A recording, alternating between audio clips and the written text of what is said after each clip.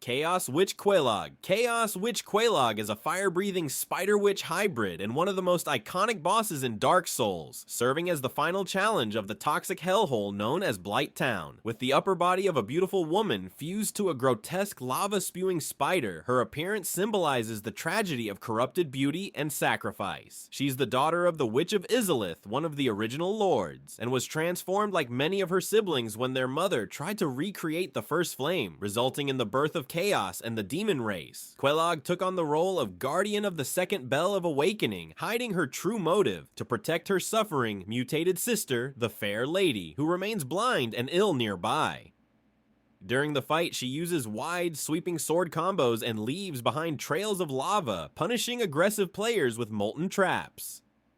As the first major gear check for new players, her fight marks a pivotal point in the game's pacing and difficulty. Her battle is personal not because she seeks power, but because she's defending her sister and the last shreds of her humanity. After her defeat, players gain access to the demon ruins and deeper secrets of Izalith. While she doesn't appear elsewhere in the game, her legacy echoes in the tragic fate of her family and the warped world left in Chaos's wake. Ranked among the mid-tier bosses for difficulty, her true strength lies in her haunting design, emotional backstory, and role as a gateway to the game's darkest lore. Gaping Dragon. The Gaping Dragon, once a majestic and noble descendant of the everlasting dragons, has become a grotesque symbol of corruption and gluttony, its entire torso transformed into a cavernous, tooth-filled maw due to its insatiable hunger for power. Found in the depths, this boss showcases how the abyss and unchecked desire can warp even the most dignified beings into monstrous forms. Though towering in size and fearsome in design, the Gaping Dragon is deceptively slow, relying on huge area-clearing charges, tail sweeps, and powerful body slams to overwhelm unprepared players. It's an unforgettable encounter because of its visual shock factor. The fight begins with a small, seemingly normal dragon crawling forward, only to reveal the horrific gaping chasm that splits its entire torso open. Lore-wise, the dragon succumbed to its greed and became a vessel of consumption rather than destruction, a tragic mutation rather than a villain. Its role in the game is to guard the pathway from the sewers of the depths to the more open and dangerous Blight Town, making it a mid-game progression gate. The Gaping Dragon doesn't appear again after this battle, but its corrupted form serves as a visual lesson on what happens when primal urges go unchecked in the world of Dark Souls. Ranked as a mid-tier boss in terms of difficulty, it's manageable with patience, but punishing if you underestimate its size and patterns. To the main character, it stands as both a physical and thematic obstacle, emphasizing the game's deeper message: even those born noble can fall into ruin. The Centipede Demon. The Centipede Demon is a grotesque lava-dwelling monstrosity born from the chaos and corruption of lost Izalith, mutated by the Flame of Chaos alongside countless other demons. With a nightmarish insectoid body featuring massive limbs and multiple centipede-like appendages, it lashes out with long-range limb strikes and grabs, often overwhelming players in the tight, lava-filled arena it calls home. Found deep in the demon ruins, the Centipede Demon serves as a guardian to the inner sanctums of Izalith, blocking the chosen undead's path to the bed of chaos. Its defining trait is its immense reach, often striking from off-screen, and the lava-soaked battlefield that punishes players who haven't obtained the orange charred ring, which ironically only drops after defeating it. This creates a brutal catch-22, where surviving the fight often means enduring constant lava damage unless you're skilled or lucky enough to bait the demon to solid ground. Lore-wise, the Centipede Demon is one of the children of the Witch of Izalith, a product of her failed attempt to recreate the First Flame, which birthed the demon race. Its role is less about personality, and more as a brutal, instinctual enforcer defending the heart of Izalith with mindless aggression. While it doesn't reappear or directly influence events outside its boss fight, its presence is crucial as it enables access to the most dangerous areas in the game. Ranked in the upper mid-tier of boss difficulty due to its arena and overwhelming attack patterns, the Centipede Demon's encounter teaches players patience, positioning, and the cost of rushing in blindly core lessons in the world of Dark Souls.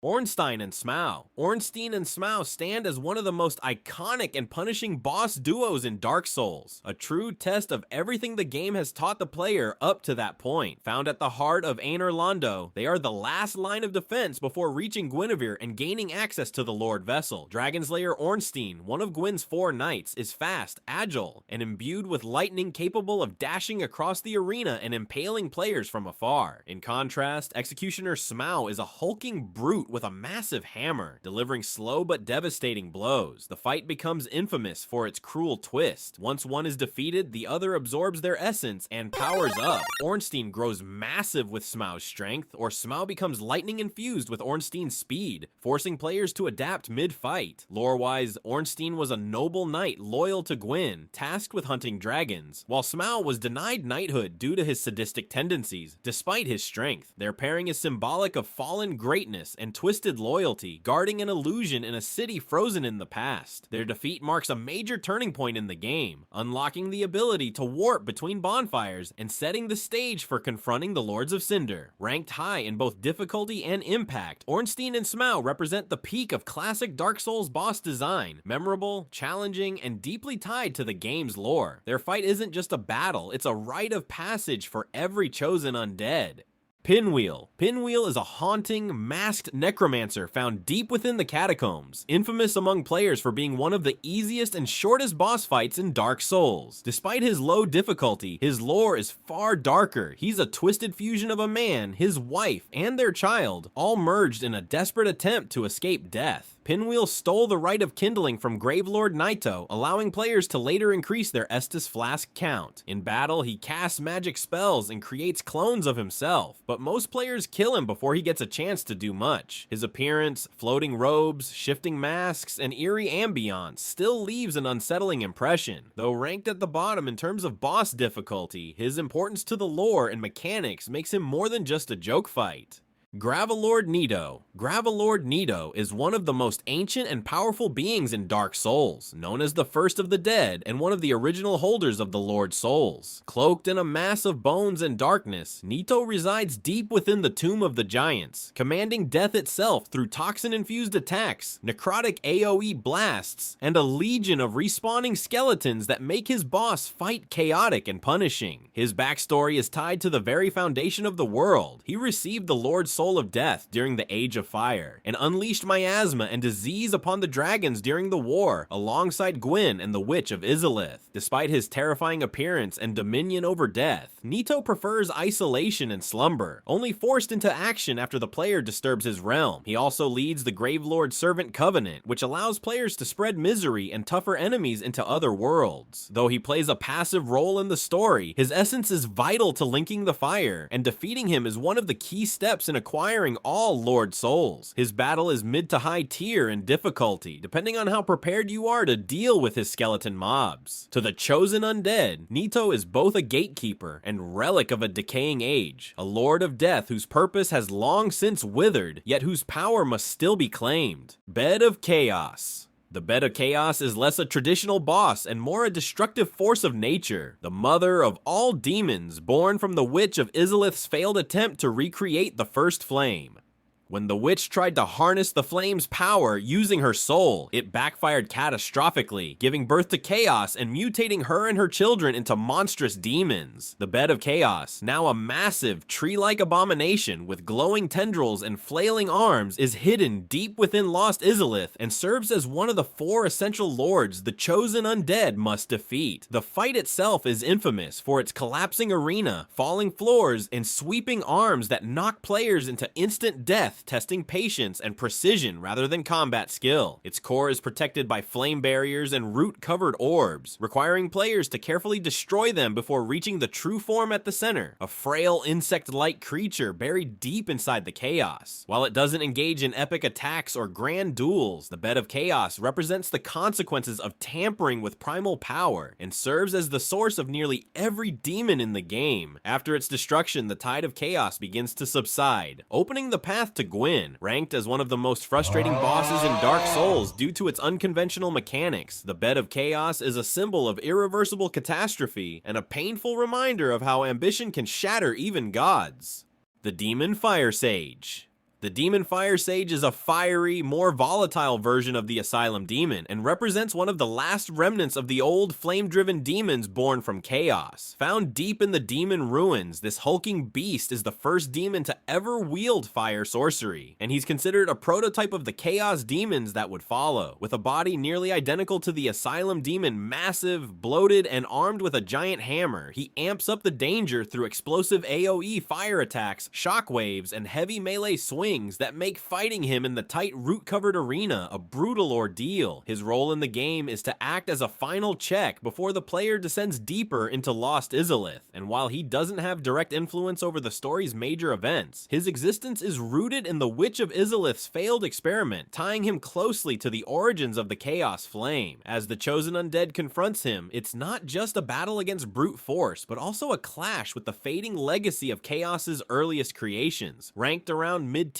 in difficulty due to its cramped arena and punishing AoEs, the Demon Fire Sage doesn't return in other parts of the game, but remains a thematic milestone, an echo of how power and magic twisted once great beings into monstrous guardians of a ruined world. The Iron Golem is a massive, towering guardian stationed atop Sen's fortress, serving as the final test before the chosen undead can access Anor Londo, the city of the gods. Crafted by ancient means and powered by mysterious forces, this hulking colossus was designed to repel any unworthy challengers, and it fulfills that purpose with brutal efficiency. Wielding an enormous axe and shield, the Iron Golem uses devastating strength-based attacks, including powerful grabs, stomps, and a dangerous wind blast that can send players flying off the narrow arena. Despite his size and strength, he's surprisingly vulnerable to stagger damage, and clever players can even cause him to lose balance and fall to his death. His role isn't one of deep lore or personality, but of function as a mechanical gatekeeper, ensuring only the strong reach the divine realm beyond. Built during an era when Lordran still held structure and order, the Golem symbolizes the fading remnants of that world. Ranked as mid-tier in difficulty, the Iron Golem becomes easier if players summon help or exploit his weaknesses. For the chosen undead, a necessary conquest defeating him triggers a cinematic where Batwing demons carry the player to Anor Londo, marking one of the most iconic transitions in Dark Souls. Though he doesn't appear elsewhere, his presence is unforgettable as the final imposing barrier of Sen's deadly gauntlet.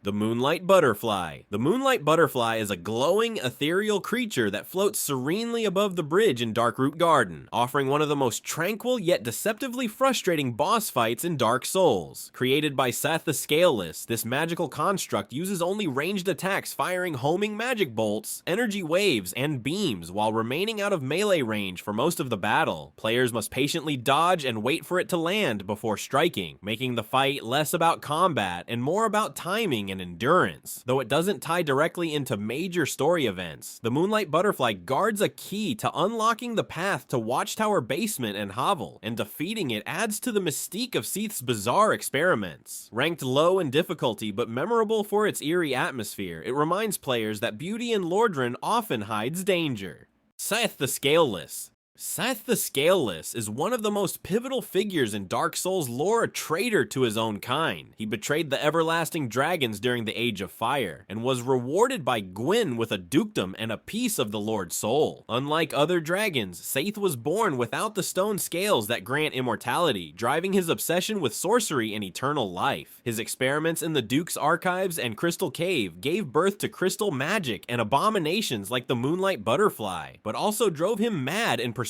of perfection. The boss fight is unique in that the player must first die in an unwinnable encounter before discovering his secret. His immortality is tied to a crystal located in a hidden chamber, which must be destroyed to make him vulnerable. Seth attacks with deadly crystal spells and has the terrifying ability to inflict curse, a rare and crippling status that can permanently lower your health until cured. Visually grotesque, with pale, translucent flesh and malformed wings, Seath is both majestic and horrific. As one of the four lords, his soul is necessary to link the fire, and defeating him ends one of the darkest and most tragic arcs in the game. Seth's legacy lives on in the twisted creatures he created and in the very roots of modern sorcery, making him not just a boss, but a foundational pillar of Lordran's twisted evolution. Knight Artorias, also known as the Abyss Walker, is one of the most beloved and tragic figures in Dark Souls lore. Once one of Gwyn's 4 knights, Artorias was famed for his unmatched swordsmanship and his unshakable resolve, tasked with facing the creeping terror of the Abyss. In the events of the Artorias of the Abyss DLC, we learn that Artorias ventured into Ulasail to halt the spread of the Abyss and to rescue his companion Sif, but was ultimately corrupted by the darkness he sought to destroy.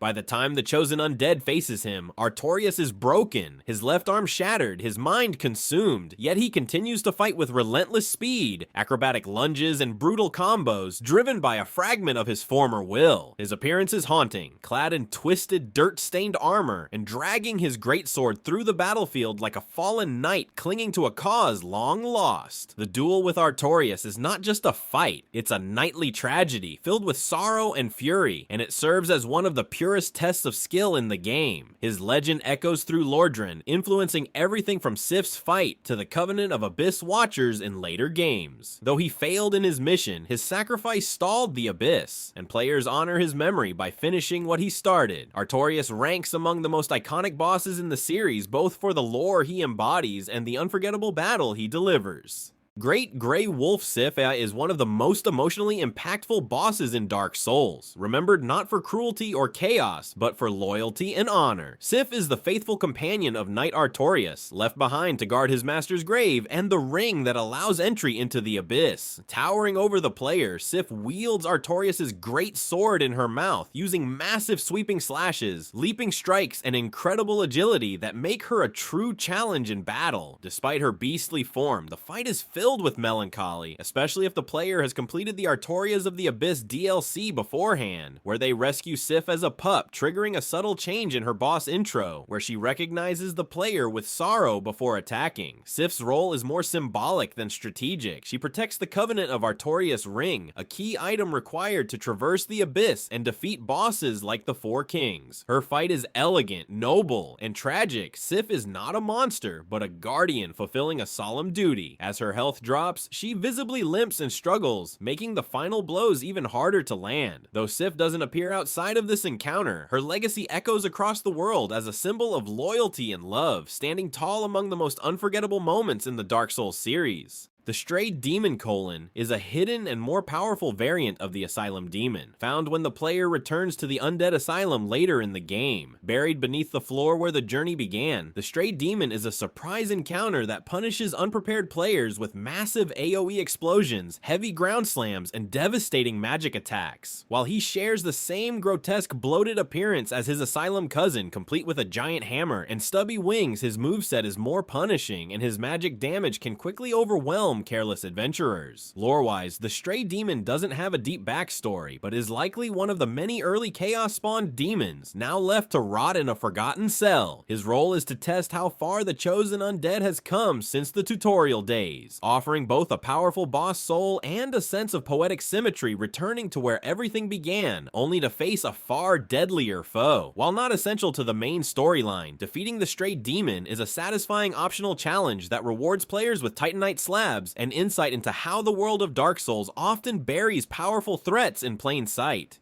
Dark Sun Gwendolyn is the last remaining deity in Aenor Londo, a hidden and tragic figure who governs illusions and the moonlight. The youngest child of Lord Gwyn, Gwendolyn was raised as a daughter due to his affinity with the moon, and was shunned and hidden away beneath the cathedral, watching over the city through deception. His entire role revolves around maintaining the illusion of divine order, even conjuring the false image of Guinevere to guide the chosen undead. Found in a secret chamber behind a statue, Gwendolyn initiates a long-ranged boss battle down an endless hallway, teleporting firing homing soul masses, piercing arrows, and beams of magic, all while retreating further into the distance. While not particularly difficult for players who close the distance quickly, the fight is more symbolic than punishing. Defeating him shatters the illusion of Aenor Londo, revealing the city's desolation and casting it in eternal twilight. As the leader of the Blades of the Darkmoon Covenant, Gwendolyn also punishes sinners across Lordran. Though rarely seen directly influencing events, his presence looms over the game's lore, maintaining what little order remains after the gods abandoned their thrones. Gwendolyn is a lore-rich boss, representing deception, duty, and the fading light of an age long past. Black Dragon Calamite. Black Dragon Calamite is the last true ancient dragon players face in Dark Souls, and arguably one of the most formidable bosses in the entire game. Hidden deep within the Royal Wood in the Artorias of the Abyss DLC, Calamite is a towering pitch-black dragon wreathed in malevolence and raw power. Feared even by the gods themselves, he was so dangerous that not even Gwyn dared to face him directly. Calamite's abilities are devastating. He takes to the skies, breathes dark flames, unleashes sweeping AoE blasts, and uses a signature gravitational eye beam to crush players with magical force. He's also nearly immune to fire, further raising the difficulty. Before the battle can even begin, the player must enlist Hawkeye Goff, one of Gwyn's 4 knights, to shoot Calamite down with a giant greatbow, making him land and rendering the fight possible. Calamite doesn't have a direct role in the War of the Gods, but serves as a living embodiment of the ancient age, a remnant of a time before fire and order. The battle is a test of mastery and endurance, and defeating him grants the Calamity Ring, which doubles the damage the player takes, a cruel trophy for such a deadly foe. With his terrifying presence, high difficulty, and mythic status, Calamite is often regarded as one of the greatest dragon fights in the entire Souls series, a perfect blend of challenge, lore, and spectacle.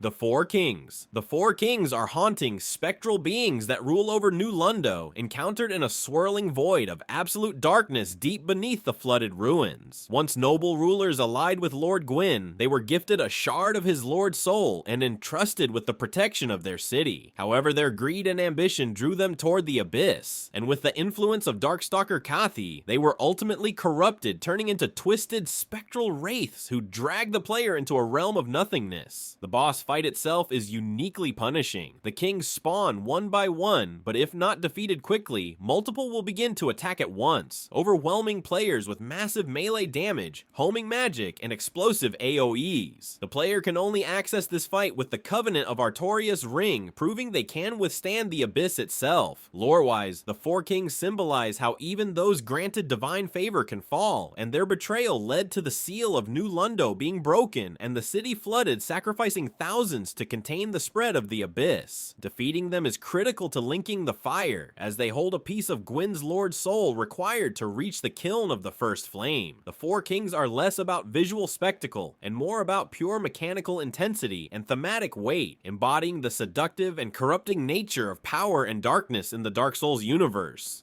Taurus Demon. Taurus Demon is one of the earliest major bosses players face in Dark Souls, positioned on a narrow battlement bridge in the Undead Burg, designed to test timing, spacing, and nerves. A towering minotaur-like creature with gray skin, massive horns, and wielding a giant great axe. The Taurus Demon's main threat comes from its raw power and limited space, where one wrong dodge can send the player plummeting off the edge. While its moveset is slow and relatively predictable, consisting of heavy overhead swings, ground slams, and basic aggression, the tight arena raises the tension significantly. However, it's also one of the most exploitable bosses. Clever players can use the nearby tower for repeated plunging attacks, or pelt it with firebombs from a distance. The Taurus Demon is a lesser demon spawned from the Bed of Chaos, and multiple versions of it later appear as common enemies in Demon Ruins, suggesting it's not unique but part of a corrupted breed. Though the fight itself is brief, it serves an important role as the first real test of boss mechanics, teaching players to observe, adapt, and use the environment to their advantage. Its defeat opens the path to Undead Parish, setting the stage for the real horrors yet to come. While not particularly significant in the lore, Taurus Demon is memorable for being the point where casual players either quit or fall in love with the Dark Souls experience.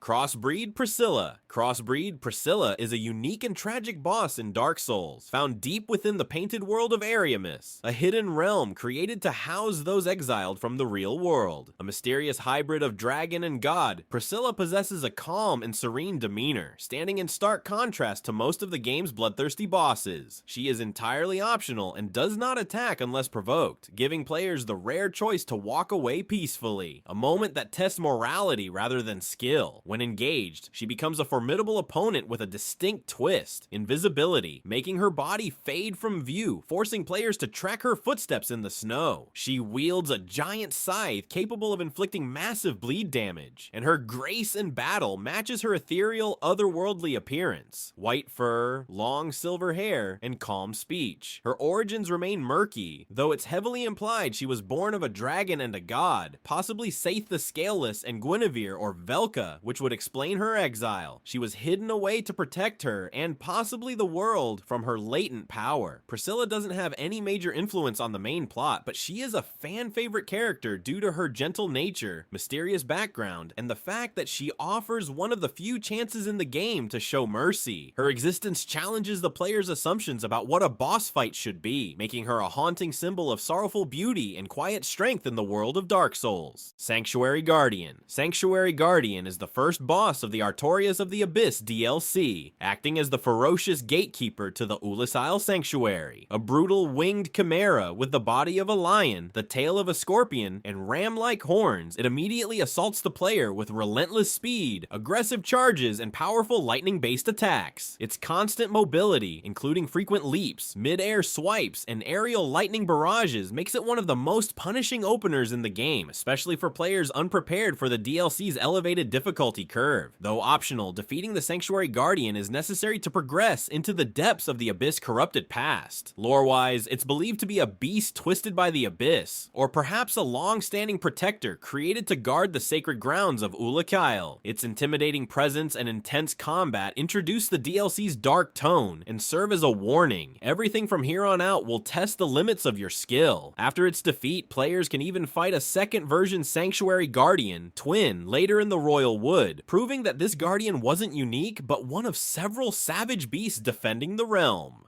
As a boss, the Sanctuary Guardian isn't deeply tied to the main plot, but it's unforgettable for its ferocity, design, and for being the wake-up call that Dark Souls just got even harder. Ceaseless Discharge. Ceaseless Discharge is a massive, lava-bleeding demon found in the Demon Ruins, once a son of the Witch of Izalith who was horribly mutated during the failed attempt to recreate the First Flame. His name comes from the endless lava pouring from his body, symbolizing constant agony. The fight only begins when the player takes the robes from his sister's corpse, causing him to attack in grief. While he unleashes huge fire slams and sweeping blows, he's slow and can be easily tricked into falling off a cliff, ending the fight instantly. Ceaseless Discharge isn't just a boss, he's a tragic figure, a broken guardian lashing out from pain, not malice.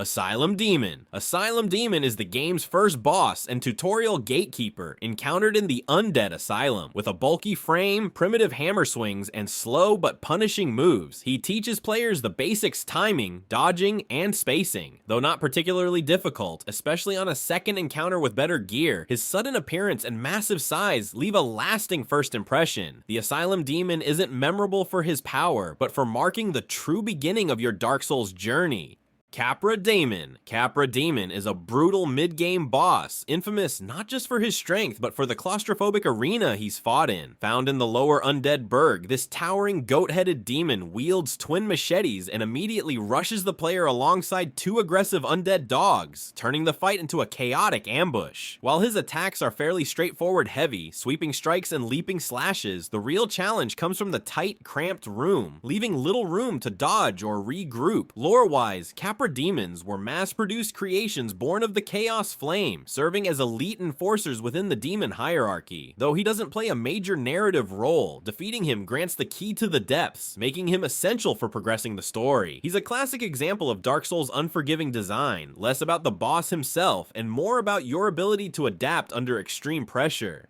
Manus, Father of the Abyss, is the primordial source of all humanity's darkness, a once human being whose soul became so warped and enraged that he transformed into a godlike entity of chaos and despair. Fought in the abyss beneath Olakail during the Artorias of the Abyss DLC, Manus is a terrifying presence, massive, relentless, and unnaturally fast, with devastating shadow magic, sweeping arm combos, and the ability to drag players across the arena. His backstory reveals that it was humans who disturbed his grave, awakening him and spreading the abyss across Olatile. Manus is believed to be the primeval human, perhaps even the furtive pygmy mentioned in the opening cinematic, making him central to the game's deeper lore. His battle is a culmination of Dark Souls' Abyss narrative, and he's directly tied to the corruption of Artorias, the destruction of Olatile, and the birth of dark sorcery. With unmatched aggression and sorrow at his core, Manus is more than just a boss. He's the embodiment of what happens when humanity's darkest emotions are left unchecked. Gwyn, Lord of Cinder.